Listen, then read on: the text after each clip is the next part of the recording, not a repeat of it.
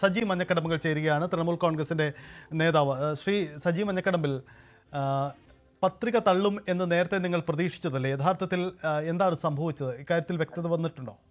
ഒരു പത്രിക തള്ളുമെന്ന് ഒരിക്കലും പ്രതീക്ഷിച്ചില്ല. അവിചാരിതമായിട്ട് ഇപ്പൊ തള്ളിയെന്ന് കേൾക്കുന്നു. ഇനി തള്ളിയെങ്കിലും നമ്മുടെ സ്വതന്ത്രനായിട്ടുള്ള പത്രിക അവിടെ സ്വീകരിച്ചിട്ടുണ്ട്. അദ്ദേഹം മത്സരരംഗത്തുണ്ടാവും. ഈ തള്ളാനുണ്ടായ സാഹചര്യം എന്താണെന്ന് എനിക്കറിയില്ല. ഞാൻ മനസ്സിലാക്കിയത് പൂർണ്ണമായിട്ട് തള്ളിയിട്ടില്ല. അതുമായി ബന്ധപ്പെട്ടുള്ള വാഗ്വാദങ്ങൾ അല്ലെങ്കിൽ ചർച്ചകൾ നടന്നുകൊണ്ടിരിക്കുന്നുള്ളൂ. തള്ളി എന്നുള്ള വിവരം എനിക്ക് ലഭിച്ചിട്ടില്ല. അതിന്റെ ദേശീയ നേതൃത്വം കത്ത് കൊടുത്തിട്ടുണ്ട്. എന്താണ് അവിടെ സംഭവിച്ചിരിക്കുന്നത്, എന്താ ഇലക്ഷൻ കമ്മീഷന്റെ ഭാഗത്ത് എന്താണ് പറയുന്നതെന്ന് എനിക്കറിയില്ല. ഞാൻ അവിടെ നിലവിൽ സ്ഥലത്തില്ല. എനിക്ക് കിട്ടിയ വിവരം ഇങ്ങനെയാണ്. എന്തായാലും ഇന്നലെ തന്നെ അദ്ദേഹം പറഞ്ഞു, നമ്മൾ നാഷണൽ പാർട്ടി എന്ന നിലയിൽ തൃണമൂൽ കോൺഗ്രസിന്റെ ലെവലിൽ മത്സരിക്കാൻ വേണ്ടിയാണ് നമ്മൾ നോമിനേഷൻ കൊടുത്തിരിക്കുന്നത്. അതിൽ എന്തെങ്കിലും തടസ്സം വന്നാൽ സ്വതന്ത്രനായി മത്സരിക്കുമെന്ന് ഇന്നലെ തന്നെ അദ്ദേഹം പറഞ്ഞിരുന്നു. അതുകൊണ്ട് മത്സരരംഗത്തുണ്ടാകും, യാതൊരു സംശയവുമില്ല. PV അൻവർ വിജയിക്കുകയും ചെയ്യും. ഇപ്പൊ സ്വതന്ത്രനാണെങ്കിൽ അവിടുത്തെ എല്ലാ ജനവിഭാഗങ്ങളുടെയും വോട്ട് കിട്ടാനുള്ള സമാഹരിക്കാനുള്ള ഒരു സാധ്യത കൂടി ഈ തൃണമൂൽ കോൺഗ്രസിന്റെ ഒരു അംഗമായി അദ്ദേഹത്തിന്റെ അതിന്റെ ബാനറിൽ മത്സരിക്കുമ്പോൾ സ്വാഭാവികമായും പാലിക്കേണ്ട കാര്യങ്ങൾ നിങ്ങൾക്ക് അറിയാതെ പോയതാണോ? എന്താണ് അതിൽ സംഭവിച്ച പിഴവ്? ഞാൻ പറഞ്ഞില്ല, നോമിനേഷനുമായി ബന്ധപ്പെട്ട കാര്യങ്ങൾ ഞാൻ അല്ല ചെയ്ത്. അവിടെ പ്രത്യേക ടീം ഉണ്ടായിരുന്നു, അവരാണ് ചെയ്ത്. അവരിപ്പോൾ അതുമായി ബന്ധപ്പെട്ടോട് സംസാരിച്ചുകൊണ്ടിരിക്കുന്നുണ്ട്. എന്താണ് അതിനകത്ത് സംഭവിച്ചിരിക്കുന്നത് എനിക്ക് ഈ വിവരം കിട്ടിയിട്ടില്ല. എന്നാൽ ഇപ്പോഴത്തെ സാഹചര്യത്തിൽ എനിക്ക് പറയാൻ പറ്റുന്ന അദ്ദേഹം മത്സരരംഗത്തുണ്ട്. പക്ഷെ അവിടെയും സജി മഞ്ഞക്കടമ്പിൽ ഉയരുന്ന ഒരു ചോദ്യം ഇതാണ്. യഥാർത്ഥത്തിൽ അൻവർ ആഗ്രഹിച്ചത് സ്വതന്ത്രനാകാൻ തന്നെയാണ്. കാരണം സ്വതന്ത്രനായാൽ ചില വിലപേശലുകൾ ഇനിയും നടക്കും എന്ന ചില ആക്ഷേപങ്ങൾ ഇപ്പോഴും അദ്ദേഹത്തിനെതിരെ ഉയരുന്നുണ്ട്. ആക്ഷേപത്തിനും കാര്യമില്ല, എനിക്കിതേ പറയാനുള്ളൂ. ഞാനിപ്പോൾ വേറെ ഒരു മീറ്റിംഗിലാണ്. അപ്പൊ ഇതിനകത്ത് യാതൊരു സംശയം വേണ്ട. അദ്ദേഹവുമായി PV അൻവറുമായി ഞാൻ സംസാരിച്ചതിന് ശേഷം കൂടുതൽ പ്രതികരിക്കാം. യെസ്, സജി മഞ്ഞക്കടമ്പിന്റെ വാക്കുകളാണ്. അദ്ദേഹം ഈ തൃണമൂൽ കോൺഗ്രസിന്റെ സംസ്ഥാന കോർഡിനേറ്റർ കൂടിയാണ്. എന്തായാലും ഇതൊരു രാഷ്ട്രീയ വിവാദമായ അൻവറിന് മുന്നിലുണ്ട്. അൻവർ നടത്തുന്ന നീക്കങ്ങൾ തുടക്കം മുതൽ തന്നെ ആശയക്കുഴപ്പം ഉണ്ടാക്കുന്നതാണ്, വിലപേശലിന് ഇടവെക്കുന്നതാണ്. UDF-നെയും LDF-നെയും ഒരുപോലെ എതിർത്തുകൊണ്ട് സ്വീകരിക്കുന്ന നിലപാടുകളിൽ അൻവർ ഇനി എന്ത് തന്ത്രം എന്നതാണ് പ്രധാനപ്പെട്ട കാര്യം.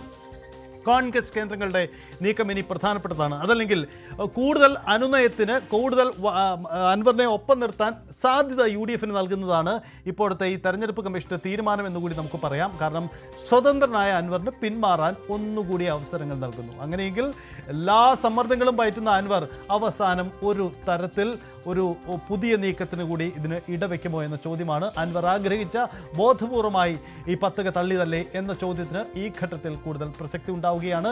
അൻവർ മത്സര രംഗത്തുണ്ടാകുമോ സ്വതന്ത്രനായി എന്ന ചോദ്യമാണ് ഏറ്റവും പ്രസക്തമായി ഉയർന്നു വരികയും ചെയ്യുന്നത്. എന്തായാലും PV അൻവർ ഇക്കാര്യത്തിൽ നൽകുന്ന വിശദീകരണവും നിർണായകമാണ്. CV അനുമോദ് ഒപ്പമുണ്ടെന്ന് കരുതുന്നു. അനുമോദ്, എന്തുകൊണ്ട് പത്രിക തള്ളി? ഇത് സംബന്ധിച്ച് സ്വാഭാവികമായും പത്രിക നാമനിർദ്ദേശത്തിൻ്റെ സൂക്ഷ്മ പരിശോധന നടക്കുന്നതിനിടയിൽ ചലഞ്ചിങ് വരും. എതിർകക്ഷി ഈ പത്രിക സംബന്ധിച്ച് ചില ആക്ഷേപങ്ങൾ ഉന്നയിക്കുമ്പോൾ അതിന് വിശദീകരണം നൽകേണ്ടതുണ്ട്. എന്താണ് ശരിക്കും അവിടെ സംഭവിച്ചത് എന്ന കാര്യത്തിൽ വ്യക്തത കിട്ടിയിട്ടുണ്ടോ? നമുക്ക് ആ വിവരങ്ങളിലേക്ക് എത്താൻ കഴിയുന്നുണ്ടോ? സജിത്ത്, ഇപ്പോഴും പത്രിക സംബന്ധിച്ചുള്ള സൂക്ഷ്മ പരിശോധന പുരോഗമിച്ചുകൊണ്ടിരിക്കുകയാണ്. ഇക്കാര്യത്തിൽ ഇനിയും കുറച്ച് സമയം കൂടി നമുക്ക് ആവശ്യമുണ്ട്. കാരണം ഇത് സംബന്ധിച്ചുള്ള അൻവറിന്റെ വാദഗതികളും അവിടെ അൻവറിന്റെ കൂടെ ഉള്ള അഭിഭാഷകർ അവിടെ ഉന്നയിക്കുന്നുണ്ട്. പക്ഷേ ഈ പത്രിക സമർപ്പിച്ചതിൽ ഒപ്പിട്ടതിൽ വന്ന പിഴവ്, അതായത് 10 പേർ ഒപ്പിടണമെന്നാണ് ഈ ദേശീയ പാർട്ടിയുടെ സ്ഥാനാർത്ഥിയെ മത്സരിക്കുന്നത്. അതിൽ വന്നൊരു പിഴവാണ് ഈ ഒരു നടപടിയിലേക്ക് നീങ്ങിയതെന്ന തരത്തിലുള്ള സൂചനകളാണ് നമുക്ക് ലഭിക്കുന്നത്. എന്നാൽ അൻവറുമായി നമ്മൾ സംസാരിച്ച അൻവർ ഇപ്പോൾ സംസാരിക്കാൻ തയ്യാറല്ല. ഇക്കാര്യത്തിൽ മത്സരിക്കുമെന്ന് അൻവറിന്റെ കൂടെയുള്ള ഉറപ്പ് പറയുന്നുണ്ട്. പക്ഷേ അതിൽ സാങ്കേതികമായിട്ടുള്ള ഈ പിഴവുകൾ കാരണം ഒരുപക്ഷെ സ്വതന്ത്ര ചിഹ്നത്തിലായിരിക്കും മത്സരിക്കുക. ഒരുപക്ഷെ 2-3 മണിക്കൂറുകൾക്ക് ശേഷം ആയിരിക്കും ഇതിലൊരു സ്ഥിരീകരണം വരിക. അപ്പോൾ പ്രതികരിക്കാമെന്നാണ് അൻവറിന്റെ ഭാഗത്തു നിന്നും ലഭിക്കുന്ന വിവരം.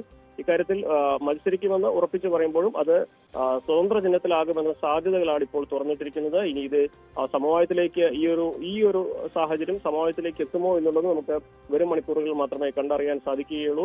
നിലവിൽ TMC-യുടെ പേരിൽ സമർപ്പിച്ച അൻവറിന്റെ പത്രിക തള്ളി എന്ന തരത്തിലുള്ള വിവരങ്ങൾ തന്നെയാണ് ലഭിക്കുന്നത്. പക്ഷേ സ്വതന്ത്ര സ്ഥാനാർത്ഥിയായിട്ട് അൻവർ മത്സരിക്കാനുള്ള സാധ്യത നിലമ്പൂരിൽ നിലനിൽക്കുകയും ചെയ്യുന്നുണ്ട്. സ്വതന്ത്ര സ്ഥാനാർത്ഥിയായി തന്നെ മത്സരിക്കുമെന്ന് ഈ അൻവറിന്റെ അനുകൂലികൾ, അൻവർ കേന്ദ്രങ്ങൾ പങ്കുവെക്കുന്നുണ്ട്. പക്ഷേ അത് സംഭവിക്കുമോ?